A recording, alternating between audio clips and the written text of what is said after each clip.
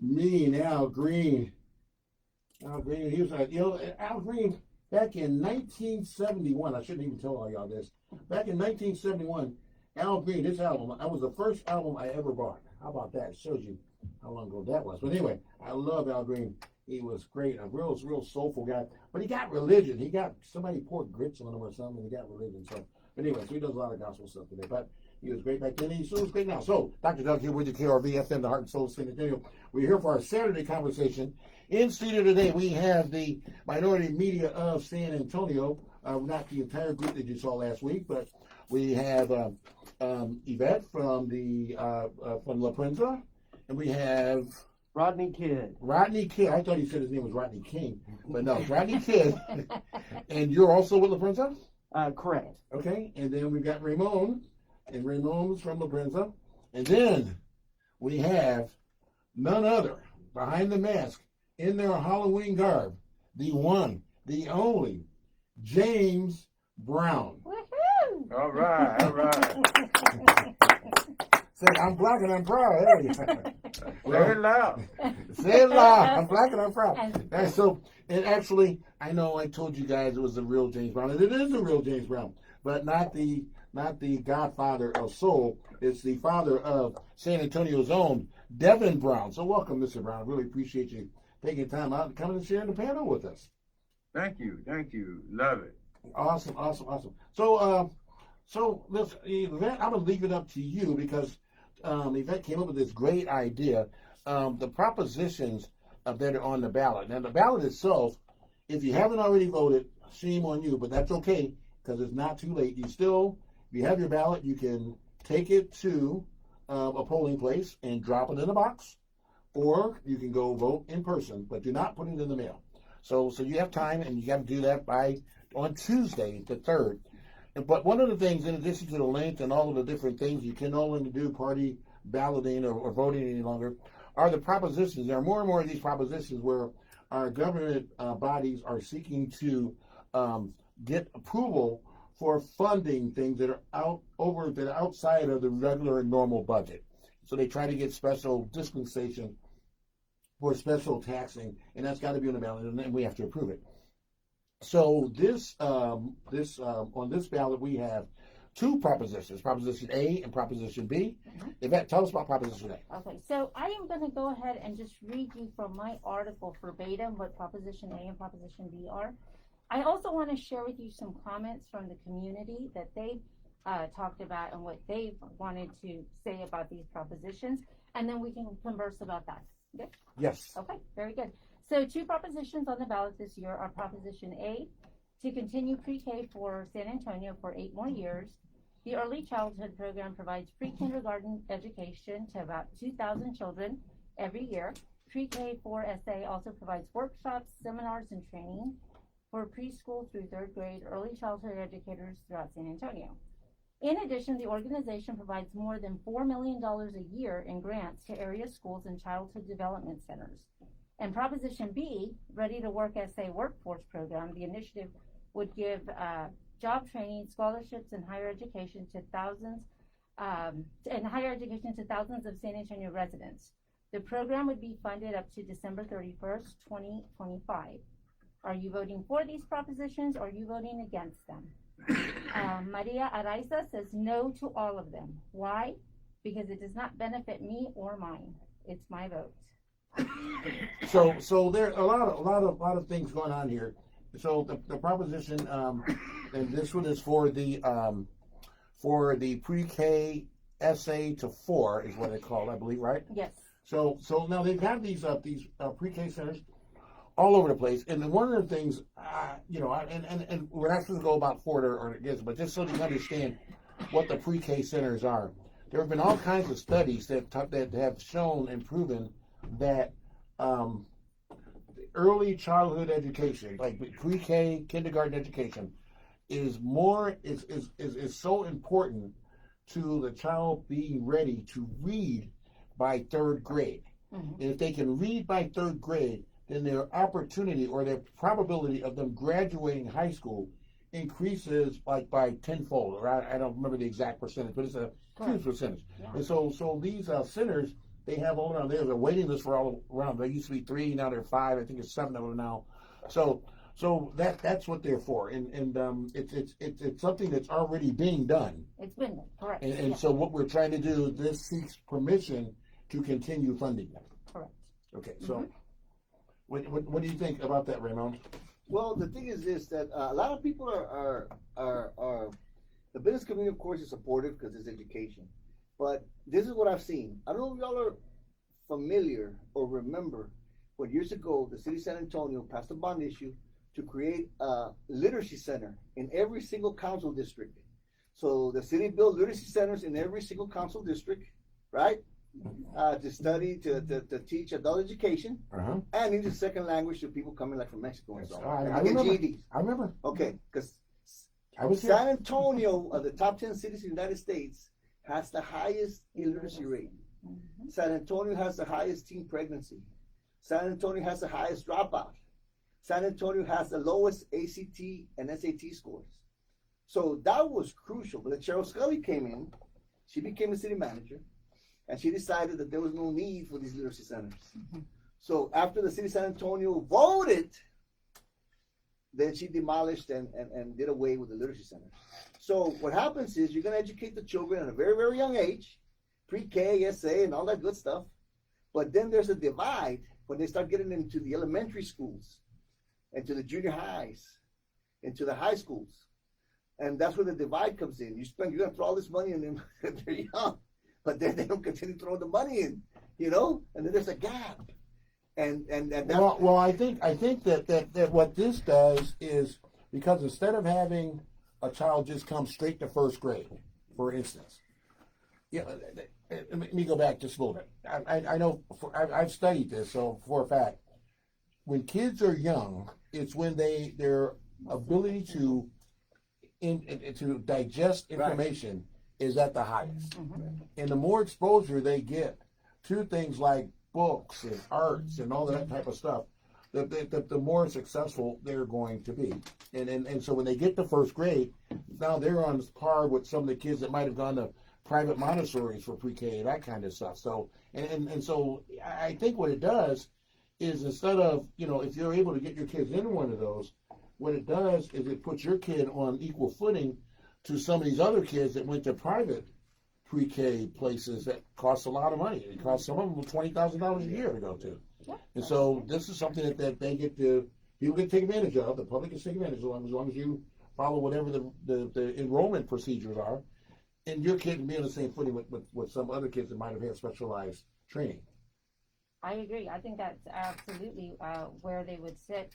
But I do agree with Ramon as well, because it's a wonderful thing to be able to start, but that gap, right? Because right now we're talking about at the very beginning, and now we're talking, which is Proposition B, is now as adults, because now we got to retrain our adults as well. Well, because okay, I remember this. The literacy centers were on the ballot back in 2000. They were on the ballot, and they got overwhelmingly approved. And there were 9. every district. There were 9 literacy centers, and they were. I actually did work for some of them, and so they were around, and they served their purpose. They used to have classes. You could go there, any one of them, and there'd be 30 or 40 people, and I mean they were staffed. But what happened in 2005, it didn't get approved, so the city had to come out of their normal budget to pay for them, and so then they would have had to cut from somewhere else, and that's and basically, I think if we'd had the voice we have today, they wouldn't have cut them. But they took the silent majority kind of thing. Well, nobody says anything, we cut them. We'll cut one and see what happens, and then that's what they did. They cut one. They said, okay, nobody complained. They got 8 of them, and they cut another one, and then the next cut they cut 4 of them, and they were all gone. Yeah. So if this Proposition A doesn't get approved, what's going to happen to pre-K 3 or 4, whatever it's called? It's going to have the same fate as the literacy centers. They're going to, because now you're saying that the budget's got to pay for them, and that's not going to happen. They're just not going to do it. They're not going to do that. Yeah. Absolutely not. And that's the other thing. If we're going to get our taxes raised, which we're going to, the least we can do is give it back to our community and our underserved. I want to read one comment from Mr. Thomas. Uh-huh. He says here, propositions that impact education, especially young education, are vital. The problem is too many people want to complain about education, but then not vote on bills to fine, or people like to say it doesn't benefit me. So what? Hence why Texas remains a laughing stock when it comes to education. Ignorance is apparently bliss. Okay, and that's kind of what we were just talking about. Yeah, You know, it absolutely. really is. Just to reiterate. And so the thing is I'm originally from a state that had a state income tax, and so when you have state income taxes, the money that comes in from there funds a lot of things. Texas is a social service desert. I mean, the only reason in San Antonio that there are the services is because there are so many people with kind hearts. We have like thousands of nonprofits, and they all are doing extremely, extremely well. I mean, we're like heaven for people. If you live here and you got a need, there's a nonprofit that will help you eat, your health care, your kid, whatever it is. You go to other states that don't have state taxes, they don't have that kind of stuff. You go to other cities in Texas, you go to Houston and Dallas, they don't have the support, nonprofit support that we have. So those people just go without, because we don't have a state, because people here are more self-centered and than they are of being open-hearted and kind of embracing, helping others. So that's why we have the problems with the schools. You have the people that got the most expensive homes, they have the best schools. The people that have the least expensive homes, they have the worst, because there should be one school model. They all should be done the same way, but it's not. So so the education thing, we don't have a state income tax. I mean, I'm willing to do whatever. I think it's a good thing to put in there. I'm with you. I agree. Well, some of the programs, I mean, when you think about it, the pre-K per se, okay, it passed, you're getting kids in school, da da da da da da. But did it move the barometer of the literacy rate? It did. No. Well, not really. Because see, overall, no. Oh yeah, because what happens? None of the kids have gone through the first pre-K essay are in high school yet. But their reading levels have definitely increased. There's no question. I had a person from Literacy San Antonio on about a month ago, Pamela Tolman, and they've dramatically increased for that population. But we're not seeing the result of it because they haven't graduated yet. And I can understand too, because like for instance, my daughter, she's a teacher. So my daughter has a baby. She just turned 4, and she's 4 years old, and she knows the whole ABCs. She can read. She can spell her name, write her name, and then she started school. And they said, "Ali, let's see how far you can count." She was 1, 2, 3, 4, 5, all the way up to 30. Well, because my daughter's a teacher, and my daughter teaches her. Reads to her and writes with her and color. Actually makes her write and learn the alphabet and the numbers. I mean, she knows everything. She knows a lot. And that's wonderful. But there's a lot of people that are like me. That my babies are grown now, but I was a single mother. And I'm not a teacher. My hat's off to teachers. That's a job that I would not. You can pay me enough to do, because I don't want to deal with my own kids much as somebody else. No, but then everybody asks, well, how does she know everything? So my daughter's a teacher. No wonder, because my daughter knows everything. Right. But not everybody's. But not a lot of moms are. So that's a that's what I mean. That's what in a way. Being from Utah, Mormon country. But when I look back, I am so glad I was brought up in an area of family oriented, and you pay state taxes. And what I found out going to different places in Texas, different places, is they take care of their city. It's one of the cleanest cities you want to be in. I agree with that. They take care of their families. When we go to schools, there's no segregation. You go to the same schools rich white people go to, Mormon. Everybody gets the same education. And that's what I was saying. And so... Yeah, but then again... Let him finish. It's better for the kids is because people care more. They're more family oriented. And like what I found out here, you have a lot of problems in the inner city as far as floodings and garbage disposal and a lot of cleanness and sanitary things, is because in state tax there, everything is so clean, and they come by and pick up. Because they give the state tax coverage. The state taxes. Also, your welfare system. But now, if you're a Mormon, you never have to worry about jobs. Right. Education. Right. They're going to take care of the church. Take care of you. Right. But even if you're not, they're going to take care of your lawn. Right. You could be gone. Next thing you know, your lawn is cut. people look out for people a whole lot more. And by paying that state income tax, I realized it's a good thing. Right. Mhm.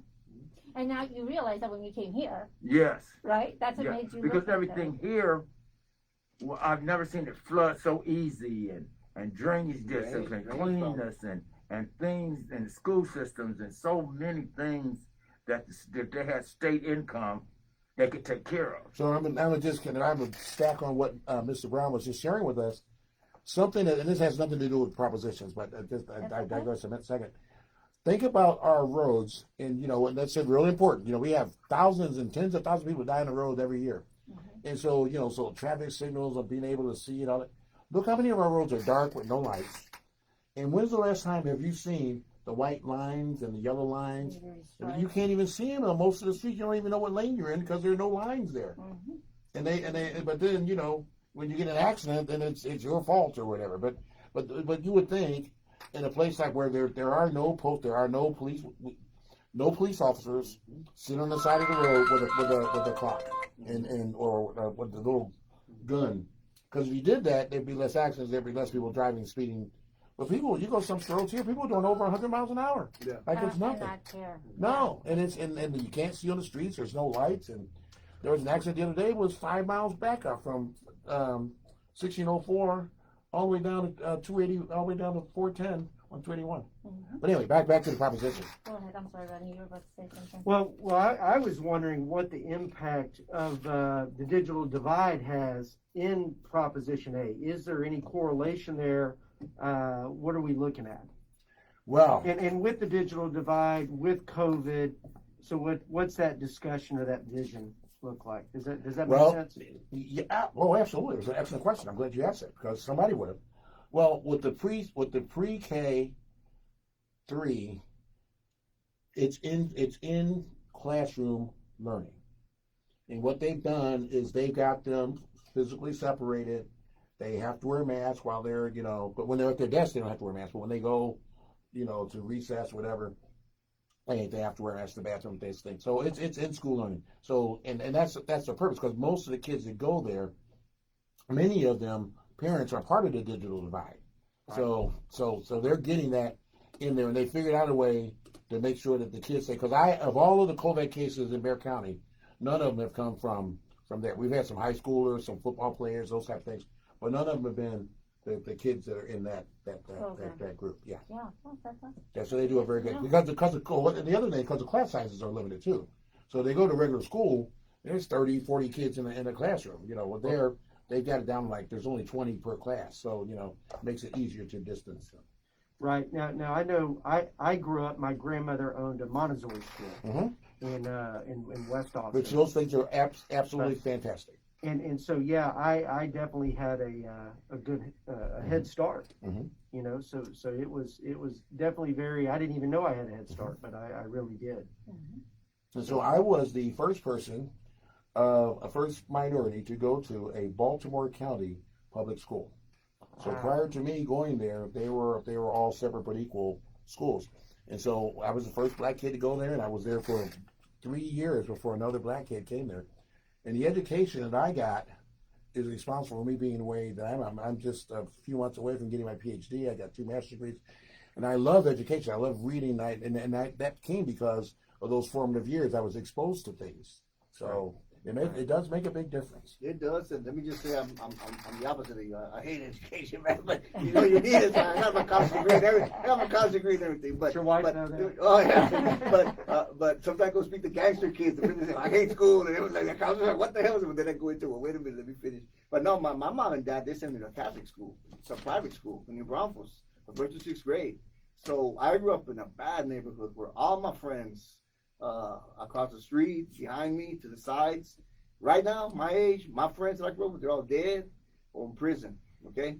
Now I never got caught, so I never got sent to prison. But I went on to be, to get my college degree, a veteran in the Army, city councilman in New Braunfels, from the Edwards Aquifer, worked for 2 United States congressmen.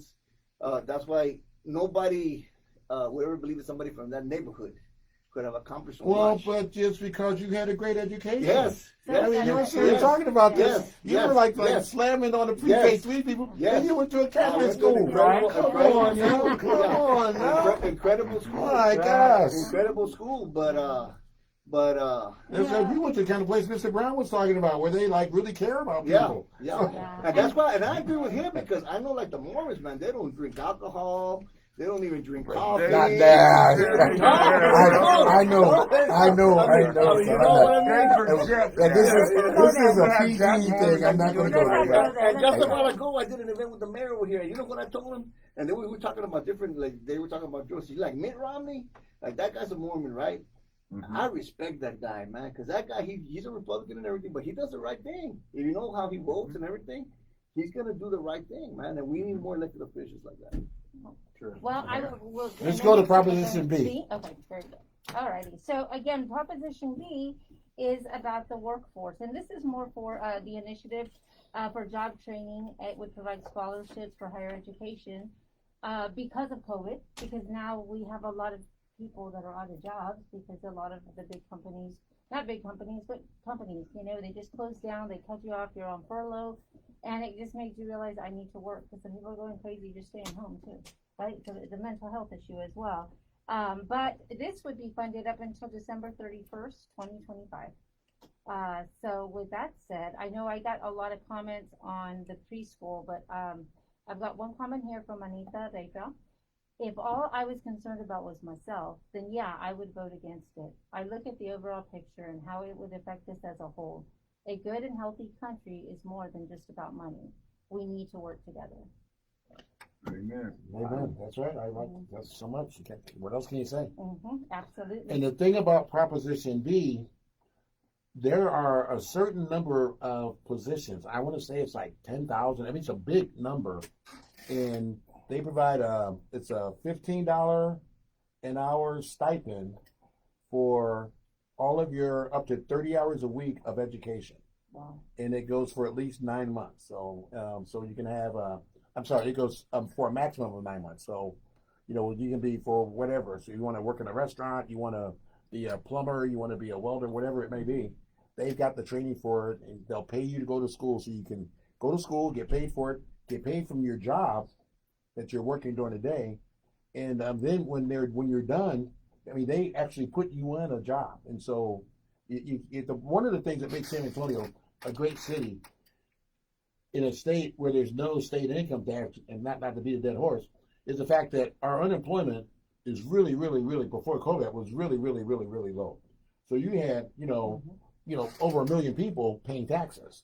And so that allows us to do a lot of things and pretty much kind of get around like we get around. But since this COVID thing, a lot of people out of work, there's no tax dollars. You look at all the empty malls and restaurants and all those things. Even when they Those open are back up. dollars. Now, I don't want anybody to go to work sick. I don't want anybody to get sick. But if you don't have a state income tax, you got to do something. You just can't just lay around for a year, because pretty soon everything will just crumble beneath you. Absolutely. Like I said, I got no response from that. I think Ms. Penelope Perez only had one thing to say. She says the propositions are always complicated because they're determining where city funds will be allocated.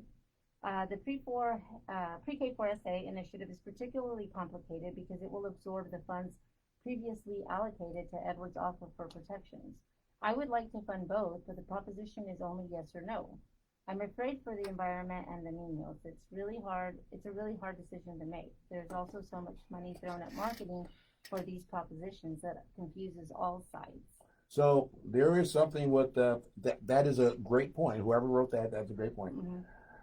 So the money from the aquifer to keep up the maintenance over the aquifer, instead of coming from VIA, which is where it came from before, this VIA money will go to pre-K4 SA. Mm-hmm.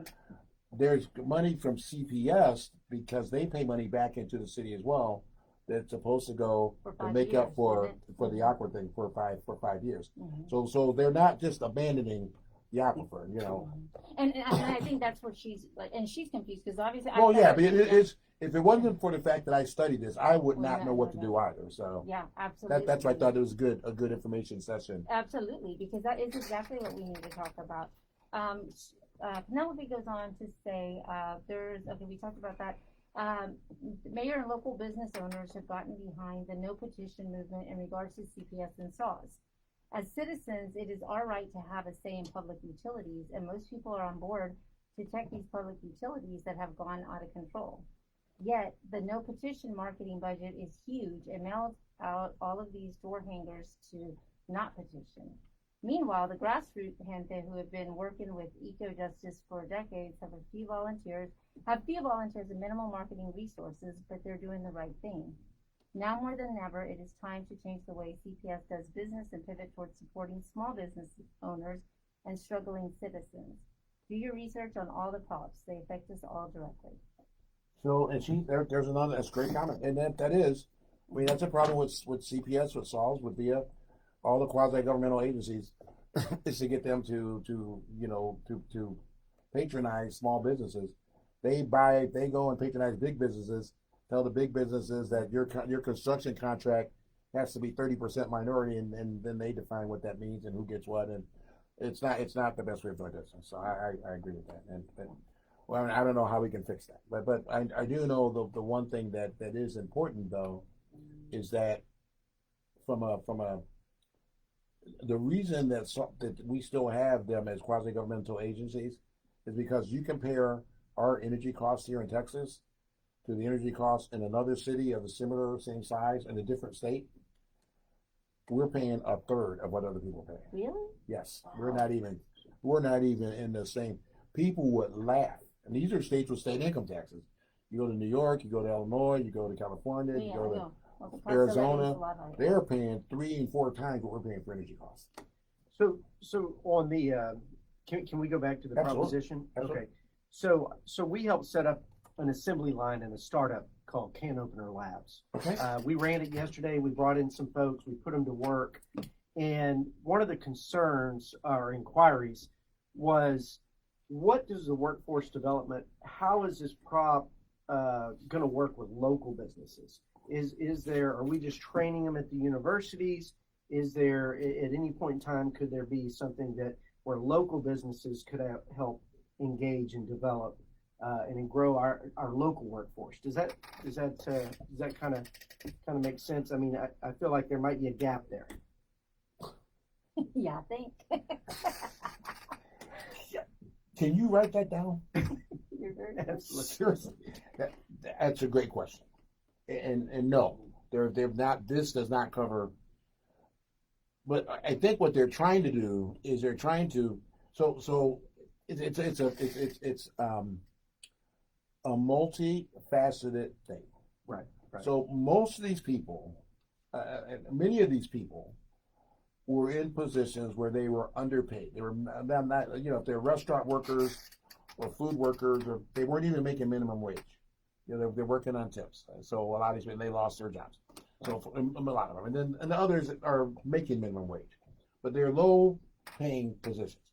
And so what they've done, what the Workforce Solutions Alamo has done, is they have these commitments from these. Some are from the city, some are from the county, some are from the San Antonio,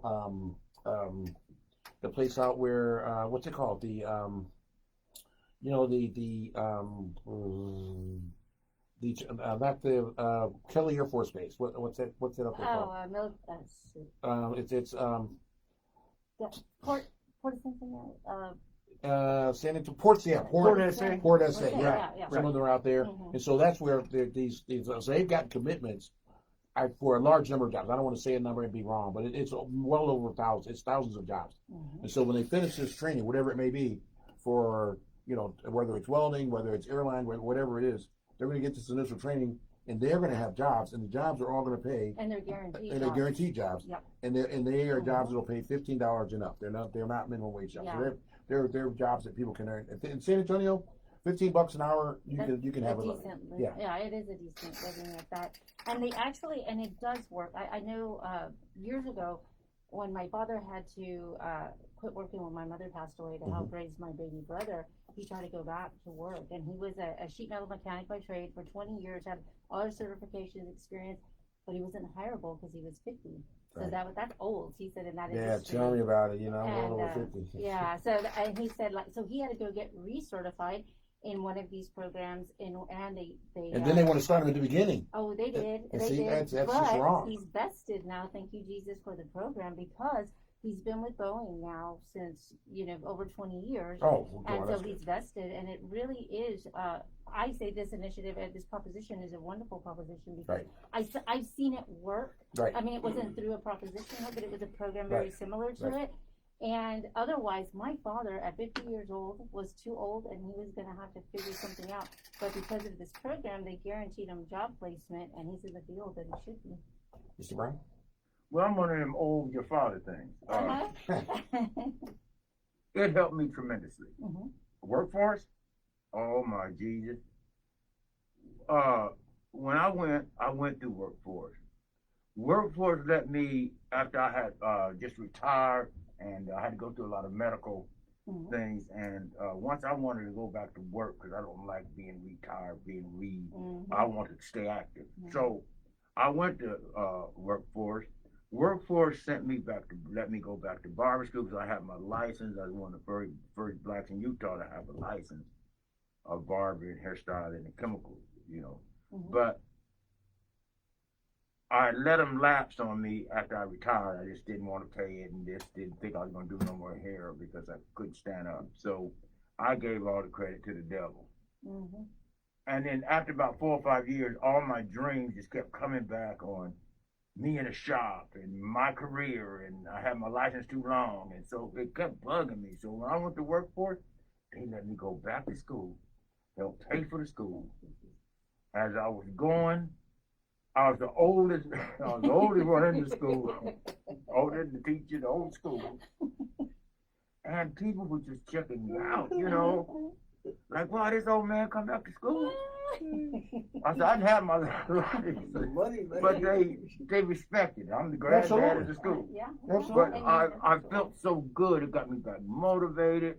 I was able to.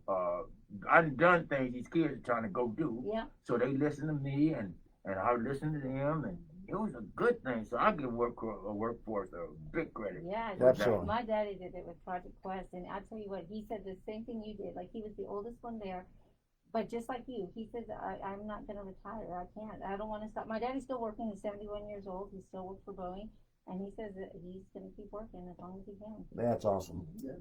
Can I say one thing about real quick? Absolutely. About when you was talking about the port essay I did, Kelly. See, Mhm. when I first moved here, Kelly was there. Kelly was here, right? And Kelly had hired all these different people, and I had a barbershop at the time, so I met a lot of people working at Kelly and Lackland, Uh-huh. and they was getting paid $12 and $13 an hour back then. That was Right. in Good the money. 80s. Right. So what happens though from San Antonio is that it's a good buddy thing. You're my buddy, I'm gonna hire you. Oh, yeah. So what happens is you're not qualified because you're my family, because I know you, I'm gonna get you a job. Mm. And that's why I believe that Kelly fell apart. See, what we gotta understand is that I don't care who you are. If you're not trained to do these jobs, don't get them. Go to school just like you had to go to school to get your license. Go to school, get your license. Don't just hire nobody thing. Mhm. And that's why they had so many problems with Kelly. And when the government came in, they started seeing where there were so many problems. Parts were falling off airplanes. They had so many complaints. Because people was getting jobs Yeah. of who you know and wasn't qualified. Not what you know. Well, So- that's where we hope that this will change, because these jobs are pre-allocated. People are being trained for them. I'm glad that you guys have examples of great experiences of going through the workforce, because it does work. And one of the things that the city council said when they put this together, they said, and that's just I know it was the mayor and Sandoval and it was something more than just one of them. They said that when they come, they don't want to come out of the pandemic the same way they went into it. Smart. So Smart. their goal is like, okay, this thing has happened. It's bad for everybody. Well, let's turn it in and see what we can get a good thing out of it. So at the end of this, we got 5,000, 10,000 people with jobs that are paying them twice what they were making before. And so And there's some other things that's coming up, and we'll talk about those in another event. But the training that now the county police officers are going to start here in December is because of people, like us coming together and people protesting in the street, people writing about it in the paper and the media. They're doing things for the county police officers now. That's really exciting. It's like, wow, these things that we do actually do work and do have an impact. Just like voting has an impact. So I'm glad we took the time out today to talk about the propositions so people can be more educated. So we need these to pass for our city. We need these things to pass. I thank you all each so much. And before I let everybody go, we'll have one final comment from everybody. Yvette, you want to go first? Yes, I just want to thank you, Doug, for bringing us together and letting us talk about these propositions because they are important and they are a little confusing. Yes, they are. So my name's Rodney Kidd. I want to say thank you for having me, but I do want to let you know, I don't know if I'm allowed to say this, but I did vote yes on all propositions. All right. Well, no, you weren't allowed to say that, but whatever. We got to shout out in. All right. Sorry about that. That's right. There we go. That was good. Mr. Brown? Oh, yes.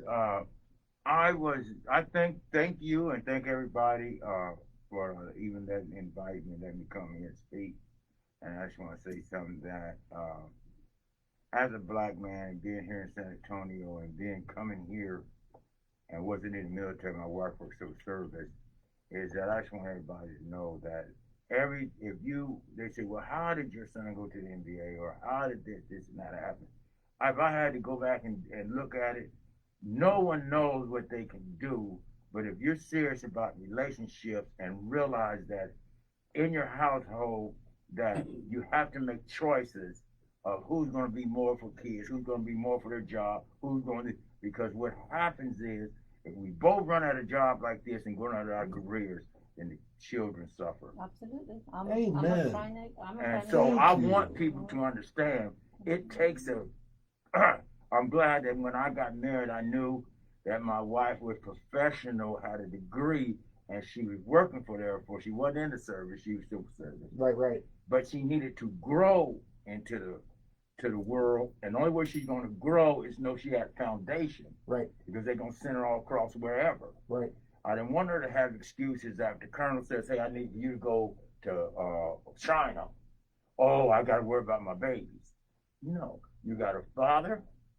That father can take care of these kids, be sure that they go to school. Plus, now it sure is my income because my children came first. But I was licensed to do hair. So I can make my hours flexible, but be sure that my wife and my children. I didn't know by giving myself up, giving my career up, and giving my life up for my family. And I just have to give the Lord the credit. That's why I think that my son, my daughter, they all end up with scholarships. They all end up with doing well. And that was my whole job, to make them independable. And sometimes you don't have the money, but God gave you skills to teach your children when they're little and work with it. And you don't know what they'll do. But we got to spend the time. So I just had to get that off my chest. Thank you. Right. Thank you for sharing that, Mr. Brown. I really appreciate that. Thank you. Seriously, that is people. We're gonna mark that. People will play that over and over again because you said thank you so much for sharing that. You said it from the bottom of your heart, too. That's Absolutely. awesome. Yes, sir. Ramon? I just want to say that, first of all, it's a tremendous honor and a privilege. I am a firm believer in partnerships. The partnership with the Jewish Journal, with the Observer, Carol V, of course, T.C. Calvert, Tommy, Commissioner, you, the staff, Dr. Doug, all the staff here. It's a tremendous honor and a privilege to partner with all of y'all and with the Prince of Texas, of course.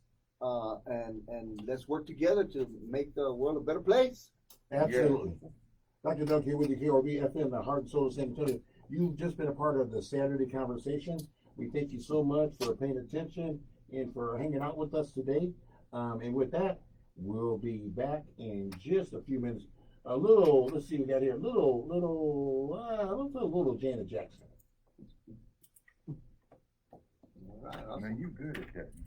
He is. Awesome. You're pretty heavy, man. Oh, man, thank you, brother. Thank you. Smart man. This is the dynasty. Are you going to share that over to the Prince page? Thank you. Thank you for being here. You Yeah. might want to share that over.